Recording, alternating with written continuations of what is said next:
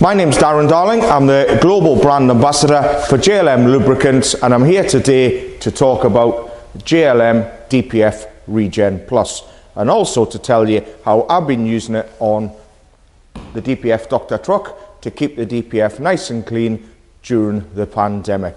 So DPF ReGen Plus, it is a preventative maintenance product. So what it's designed to do is to help keep your DPF clean and to promote DPF regeneration. So in the current climate, when longer journeys are often not permitted, this product helps to promote DPF regeneration and reduce the regeneration time by increasing exhaust temperatures. So it works as a really good catalyst to bring that regen time down and to help keep the DPF clean.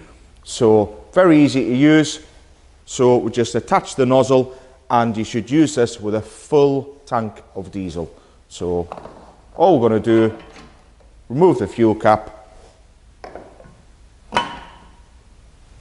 pour it in, and let it do its thing. So this product is designed to help keep it clean rather than to clean the DPF. So it's not a product for a block DPF, it's to help promote DPF regeneration and to stop